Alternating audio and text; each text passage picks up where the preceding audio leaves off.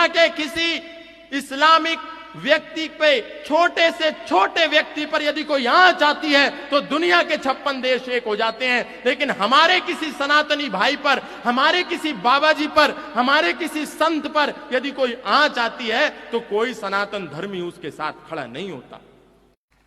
शंकराचार्य आज के आपस में लड़ रहे हैं कि मैं असली शंकराचार्य हूं कि तू असली शंकराचार्य है।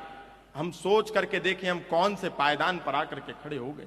दुनिया का कोई मौलाना ये नहीं कह रहा कि ये जो सामने मौलाना बैठा है ये नकली मौलाना है।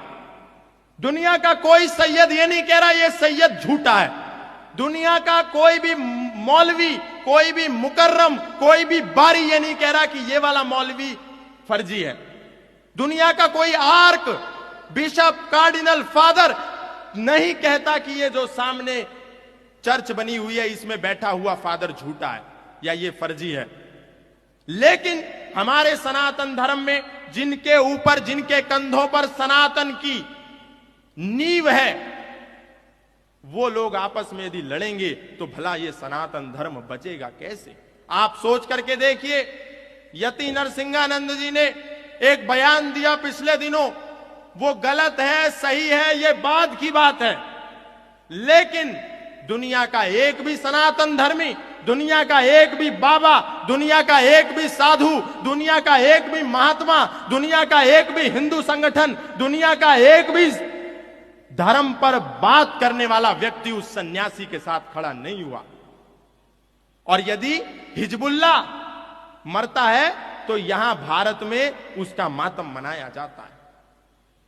यदि जिन्ना पर कोई उसकी पुण्यतिथि आती है, उसका जन्म दिवस आता है, तो भारत के मुसलमान एकत्रित होकर के जिन्ना को श्रद्धांजलि दे सकते हैं। लेकिन यति नरसिंहानंद के एक बयान से यदि भारत के 100 शहरों में दंगे होते हैं, पत्थरबाजी होती है, तो एक भी शंकराचार्य अपने चांदी के सिंहासनों से उठ करके ये नहीं कहता कि हमारे सन्यासी को जेल में कैसे डाला। आज पूरे भारत में सनातन धर्मियों का राज है, नीचे से लेकर के ऊपर तक, लेकिन आज हमारे सन्यासियों को उठा करके बड़ी सरलता से जेल में डाला जाता है और कोई सनातन धर्मी बोलने को तैयार नहीं है। ये चिंता का विषय है और ये चिंतन का भी विषय है। आखिर ये लोग क्या चाहते हैं, क्या मांगते हैं समाज से? केवल इनका एक ही उद्देश्य है कि समाज में बैठा हुआ व्यक्ति, इसका भविष्य सुरक्षित हो सके। लेकिन हम बटे हुए हैं।